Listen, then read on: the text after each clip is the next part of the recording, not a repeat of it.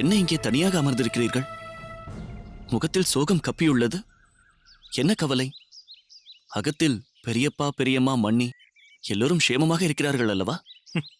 பரவாயில்லையே, அவர்களையெல்லாம் இன்னும் நினைவில் வைத்துக் கொண்டிருக்கிறாயே. என்ன இப்படி சொல்கிறீர்கள்? இல்லை, சம்பிரதாயங்களிலிருந்து விலகியது போல் சொந்த பந்தங்களிலிருந்தும் விலகிவிட்டாயோ என்று நினைத்தேன். அப்படியெல்லாம் இல்லை அண்ணா.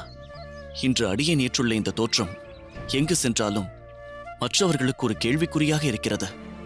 அவர்களுடைய கேள்விகளுக்கு அடியேன் பதில் சொல்ல நேரிடும், அல்லது வெளிவேஷம் போடும் ஒரு நிர்பந்தத்தை ஏற்படுத்தும். அதனால்தான் எங்கும் செல்லாமல் இங்கேயே நிலையாக இருக்கிறேன். அண்ணா, எது எப்படி இருந்தாலும் அடியனுக்கும் உங்களுக்கும் இருக்கும் பந்தம் மிகவும் நெருக்கமானதாயிற்றே அண்ணா. அதிலிருந்து ஒருபோதும் அடியேன் விலகி செல்லவே மாட்டேன் அண்ணா. அண்ணா, இந்த புன்னகைக்கு பின் புதைந்துள்ள சோகத்திற்கான காரணத்தை அடியேன் தெரிந்து கொள்ளலாமா? கோவிந்தா, நமக்கு மிகவும் நெருங்கியவர்களுக்கு சம்பிரதாய ரீதியிலும் சரி, சரீர ரீதியிலும் சரி, ஏதேனும் சங்கடம் ஏற்பட்டால் அது நம்மையும் பாதிக்கும். அந்த விதத்தில் கோரேசனுக்கு வந்திருக்கும் பிரச்சனை மிகவும் வருத்தத்தை ஏற்படுத்துகிறது, கவலைக்கிடமாக இருக்கிறது. கோரேசனுக்கா? அவர் ஆரோக்கியமாகத்தானே இருந்தார். அவருக்கு என்ன நேர்ந்தது? என்னவென்று சொல்வது? கோரேசன் படுத்த படுக்கையாக அசைவற்று கிடக்கிறான். பேச முடியவில்லையாம். மருத்துவர் பரிசோதித்தும் அவனுக்கு என்னவிதமான ரோகம் ஏற்பட்டிருக்கிறது என்று சரிவரத் தெரியவில்லையாம். கோரேசனுக்கு சமீபத்தில்தான் கல்யாணம் நடந்தது. ஆண்டாளும் தங்கமானவள். அதற்குள் இப்படி ஒரு நிகழ்வு. நினைத்தால் மிகவும் சங்கடமாக இருக்கிறது. கிரகஸ்தாசிரமத்திற்கு ஒரு அடையாளமாக ஆதர்ச தம்பதிகளாக விளங்குபவர்கள் அவர்கள். இதனால்தான் பகவான் மீது அடியனுக்கு கடும் கோபம் ஏற்படுகிறது. ஏன் எப்பொழுதும் தனது சோதனைக்கு நல்லவர்களே தேர்ந்தெடுக்கிறார்? நீ சொல்வதை பார்த்தால் ஏதோ பகவானை நினைப்பவர்களுக்கு மட்டும்தான் சோதனை வருகிறது, மற்றவர்களுக்கு எந்த பிரச்சனையும் இல்லை என்பது போல் இருக்கிறது. நீ நினைப்பது தவறு கோவிந்தா. சிலருக்கு அவர்கள் கர்மத்தை கழிக்க பல பிறவிகள் தேவைப்படும். வேறு சிலருக்கோ பகவான் இப்பிறவியிலேயே மொத்தமாக அந்த கர்மத்தை கழிக்க வழிவகுப்பார். ஒருவேளை குரேசனுக்கு இந்த பிறவியிலேயே அவன் கர்மங்களை கழிப்பதற்குண்டான வாய்ப்பை அந்த பெருமாள் ஏற்படுத்தி இருக்கிறாரோ என்னவோ. கூரேசன் இதிலிருந்து மீண்டு வருவான். மீண்டும் தமிழ் பாசுரங்களிலும் மக்களுக்கு உபகாரங்கள் செய்வதிலும் மேலும் தீவிரமாக தன்னை ஈடுபடுத்திக் கொள்வான் என்பதில் அடியேனுக்கு எந்த சந்தேகமும் இல்லை. ஏனென்றால் அவனுடைய சேவை நம் சம்பிரதாயத்திற்கு தேவை.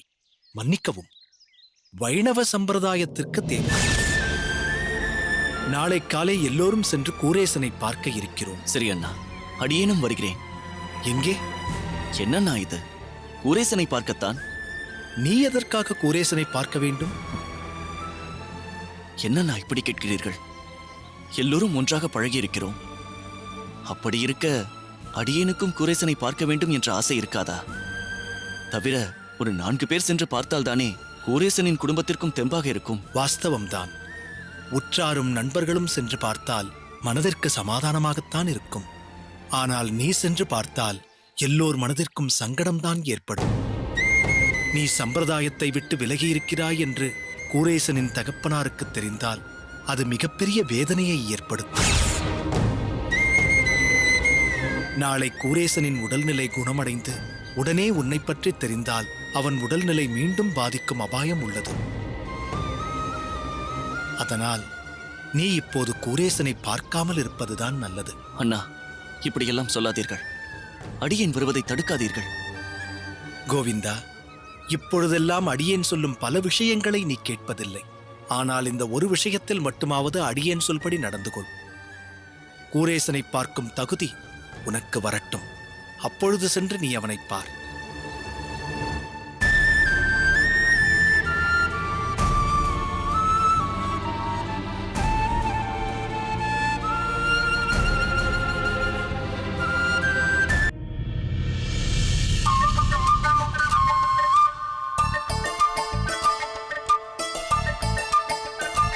என்ன தஞ்சா,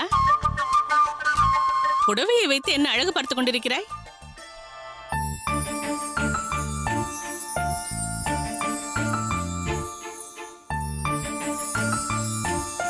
உனக்கு ஒரு விஷயம் தெரியுமா? என்ன? சிலருக்கு எந்த புடவை உடுத்திக் கொண்டாலும் நன்றாகவே இருக்காது. பட்டுப்புடவையை உடுத்திக் கொண்டாலும் பட்டு போனது போல் தான் இருக்கும். சிலருக்கு எதை உடுத்திக் கொண்டாலும் பாந்தமாக இருக்கும். சாதாரண நூல் புடவை கூட பளிச்சென்று இருக்கும். இதில் நான் எந்த ரகத்தை சேர்ந்தவள்? ஆ, என் வாயால் உன்னை புகழ வேண்டும் என்று எதிர்பார்க்கிறாய். இதை சொல்லவும் வேண்டுமா தஞ்சா? உன் அழகிற்கும் உன் முகப்பொலிவிற்கும் எதை உடுத்திக் கொண்டாலும் அது அந்த புடவைக்கு தானே மதிப்பு. போதுமா? சரி, என் புடவை எப்படி இருக்கிறது?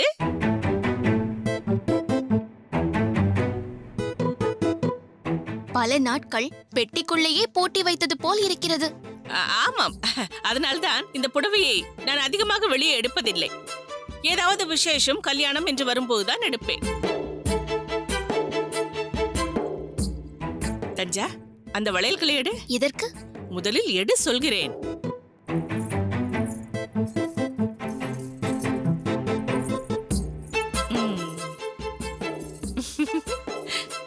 இதையும் போட்டுக்கொள். மாமி, என்ன மாமி இது? நாம் என்ன இப்பொழுது கல்யாணத்திற்கா போகிறோம்? நோய்வாய்ப்பட்டிருக்கும் கோரேசன் அண்ணாவை பார்க்க போகிறோம். அதற்காக எல்லோரும் சோக வடிவாகவே போக வேண்டுமா? பொதுவாக எல்லோரும் அப்படித்தான் நினைப்பார்கள். அதுதான் தவறு. அப்படி சென்றால் அவர்களுக்கும் சோகம் அதிகமாகிவிடும்.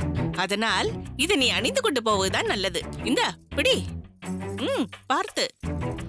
சரி, ஏதோ சொல்கிறீர்கள். போகும்போது இதை அணிந்து கொள்கிறேன்.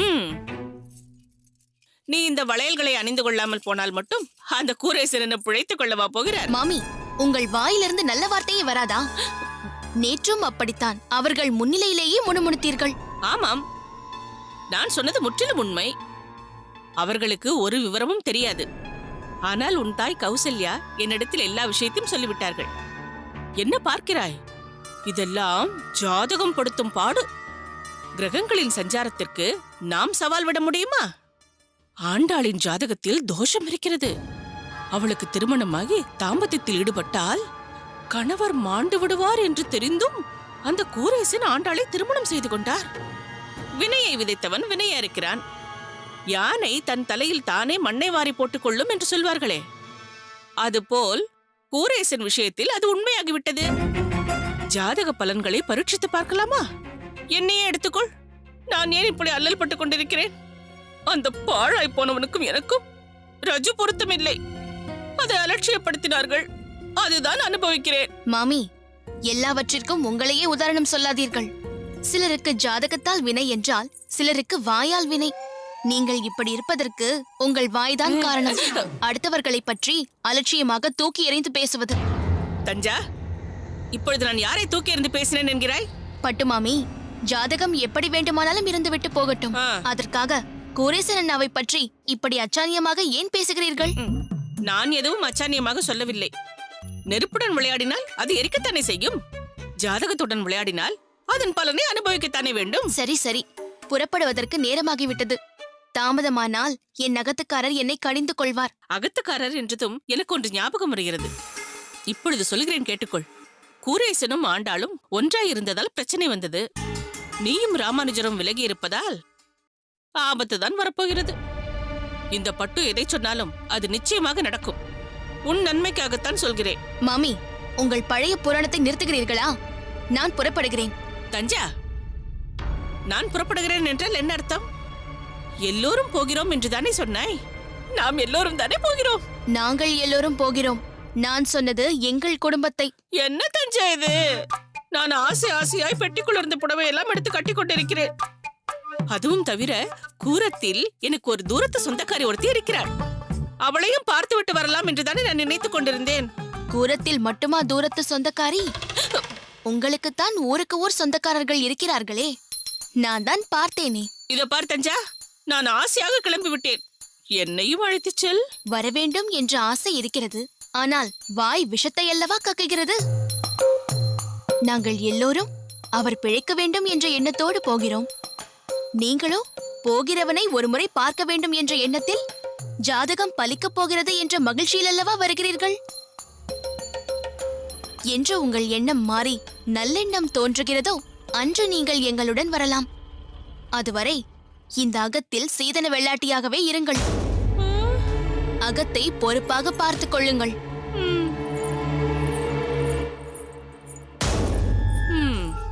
ஓடு மீன் ஓட உருமீன் வரும் அளவு காத்திருக்குமாம் கொக்கு.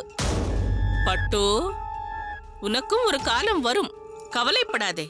அதுவரை பொறுத்திரு.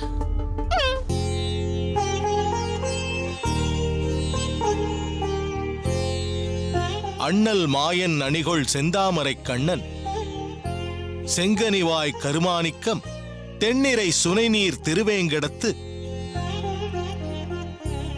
எண்ணில் தொல்புகழ் வானவர் ஈசனே என்கிறார் சுவாமி நம்மாழ்வார் தன் திருவாய்மொழி பாசுரத்தில். சுவாமி, இதன் அர்த்த விசேஷத்தை அள்ளிப்பருக சித்தமாயிருக்கிறோம். ஆம் சுவாமி. ஆழ்வாரும் ஆச்சாரியருமான நம்மாழ்வார் என்ன சொல்கிறார் என்றால், அண்ணல் அதாவது அனைவருக்கும் சுவாமியாய் தெளிந்தும் நிறைந்தும் உள்ள குமார தாரகை பாண்டவ தீர்த்தம் போன்ற சுனை தீர்த்தங்களுடைய திருவேங்கட மலையில் உறைபவனே, நீ எப்படிப்பட்டவன் தெரியுமா? எண்ண ஒண்ணாத அனாதியான கீர்த்திகளை, அதாவது புகழினை உடையவன். இங்கு நமக்காகத்தான் திருமலையில் அவன் எழுந்தருளியிருந்தாலும் அங்கே வைகுண்டத்தில் உறையும் நித்திய சூரிகள் இங்கும் வந்து அடிமை செய்து தங்களை ஆட்கொண்டு அருளும்படி வேண்ட, அவர்களுக்கும் அந்தந்த சமயத்திற்கும் தகுந்தபடி பல வகையான சேவைகளை அவர்களுக்கும் கொடுத்து வைகுண்டத்தில் நியமனம் செய்வது போலவே இப்பூ உலகில் அவர்களுக்கென்று ஒரு ஸ்தானத்தை, ஒரு பொறுப்பை கொடுக்கிறான் பகவான். அவர்களும் அதை ஆனந்தமாக செய்கிறார்கள். ஆக இவன் சர்வசுவாமி மாயன். ஜாதி மத பிரிவின்றி எல்லோரும் தன்னை வந்து சேவிக்கும்படி லீலா விபூதி நாதனான மாயன் என்பதை விளக்கும்படி திருமலையில் நிற்கிறான். திருவடி முதல் திருமுடி வரை இவன் அணிந்துள்ள ஆபரணங்களுக்குத்தான் எண்ணிக்கை உண்டோ? ஒரே சோதியாய் விளங்குபவனே, செம்மை, மலர்ச்சி, குளிர்ச்சி மற்றும் பரிமளம் வீசும் செந்தாமரை போன்ற திருக்கண்களையும் அதில் அருள் நிறைந்த கடாட்சத்தையும் அவனிடமின்றி வேறு எங்கு காண முடியும்? கடாட்சித்தவுடன் நம்மை அழைத்து புன்முறுவலுடன் வசப்படுத்தும் அழகிய செங்கனி திருவாயை அனைவரும் வந்து சேவியுங்கள். இப்படி ஒவ்வொரு அங்கங்களின் சிறப்பு ஒருபுறம் இருக்க, ஒட்டுமொத்த திருமேனியும் கருமாணிக்கமாக ஒளிவிட்டுக் கொண்டிருக்கிறதே, அப்படிப்பட்ட ஸ்ரீனிவாசனுக்கு அடிமைப்பட்டு கிடப்பதே தகுதியான செயல். வியந்து போற்றுகிறார் சடகோபராகிய நம்மாழ்வார். ஆழ்வாருக்கு பகவானின் திருக்கண்களின் மீது எப்போதும் ஒரு அலாதியான ஈடுபாடு உண்டு. ஒரு பாசுரத்தில் நீ 2 யமன்களை வைத்திருக்கிறாயே என்கிறார். என்ன சுவாமி, 2 யமன்களா? உன் திருவடி பற்றும் உத்தமர்களின் ஆவி உண்ணும் இணை கூற்றங்களோ என்று பாடுகிறார். உன்னுடைய 2 திருக்கண்கள் உன்னை தரிசிக்கும் அடியவர்களின் உடலை மட்டுமல்ல, அவர்களின் ஆவியையும், அதாவது ஆத்மாவையும் கவர்ந்திழுக்கும். எனவே உயிர் பிரியும் போதும் பாசக்கயிற்றை போட்டு ஆவியை எடுத்து செல்லும் 2 யமன்களுக்கு ஒப்பானது உன் திருநேத்திரங்கள் என்று பகவானின் திருக்கண்களின் மகிமையைக் கண்டு வியக்கிறார் ஆழ்வார். ஆழ்வாரின் ஈடுபாடு எம்மை மெய்சிலிர்க்க வைக்கிறது சுவாமி. வேதத்தால் போற்றப்படும் பரம்பொருள் எம்பெருமான் கண்ணன்தான் என்பதை அடையாளம் காட்டுபவை அவன் கண்களே. அடியேன் தாசன். திருமலை நம்பி, வா, உள்ளே வா.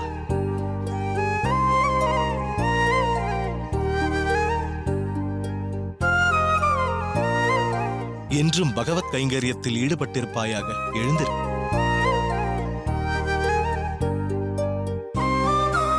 என்ன திருமலை நம்பி, ஸ்ரீபெரும்புதூர் செல்லப் போவதாக சொல்லிவிட்டு இங்கிருந்து புறப்பட்டுச் சென்றாய். இப்போது திடீரென்று திரும்பவும் இங்கு வந்திருக்கிறாய். ஸ்ரீபெரும்புதூர் செல்வதற்கு முன் காஞ்சியம்பதிக்கு சென்றிருந்தேன் சுவாமி. ஓ, நேராக அங்கு சென்று விட்டாயா? திருக்கச்சி நம்பியை சந்தித்தாயா? ஆம் சுவாமி. இப்பொழுது மருமான் ராமானுஜனும் அவர் மடத்தில்தானே தங்கியிருக்கிறார். ஆஹா, அதை சொல் முதலில். மருமானை சந்தித்த ஆனந்தம் உன் முகத்தில் பெரும் பிரகாசமாக தெரிகிறதே. ஆம் சுவாமி, முன்பு பார்த்ததை விட இன்று இவர் முகத்தில் புதுப்பொலிவு ஜொலிக்கிறது. ஆம் சுவாமி, ராமானுஜனை பார்ப்பதற்கு முன்பே திருக்கச்சி நம்பியை சந்தித்தேன். அவர் ராமானுஜனை பற்றி சிலாகித்து சொன்ன விஷயங்களே அடியேனின் பூரிப்புக்கு காரணமாக இருக்கலாம். ராமானுஜனை பார்த்தேன் என்பதை விட அவனை பற்றி கேள்விப்பட்ட விஷயம்தான் அடியேனின் சந்தோஷத்திற்கு காரணம். அப்படி என்னப்பா கேள்விப்பட்டாய்? தங்களுக்கு ஏற்கனவே தெரியப்படுத்தியிருக்கிறேன். மருமான் ராமானுஜன் திருப்புட்குழி பாடசாலையில் வேதாந்த பாடம் படிக்கிறான் என்று.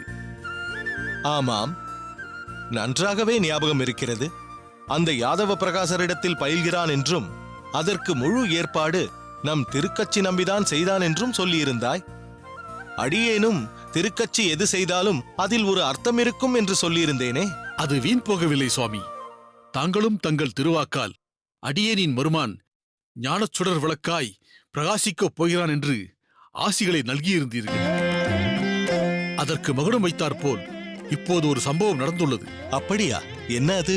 யாதவ் பிரகாசர் வேதாந்த பாடம் நடத்தி கொண்டிருந்த பொழுது சாந்தோக்கிய உபனிஷத் வாக்கியமான யதா கப்பியாசம் புண்டரீகம் ஏவ மக்ஷினி என்ற ஸ்லோகத்திற்கு அர்த்தம் சொன்ன யாதவ பிரகாசர், பகவானின் கண்கள் குரங்கின் ஆசன பகுதியான பின்புறத்தின் சிவந்த நிறத்தை ஒத்ததாக இருக்கிறது என்று அபவாதமாக சொல்லியிருக்கிறார்.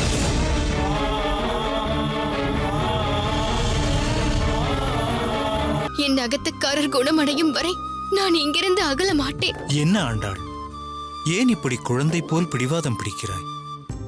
நம்பிக்கையோடு செல். ஆதிகேசவன் சரி செய்து விடுவார். என் பொண்ணுக்கு யாரை கட்டி வைக்கணும் உனக்கு நடி தெரியும். என் பொண்ணை நான் இளவரசி மாதிரி வளர்த்திருக்கேன். போற இடத்துல மகாராணி மாதிரி வாழணும்.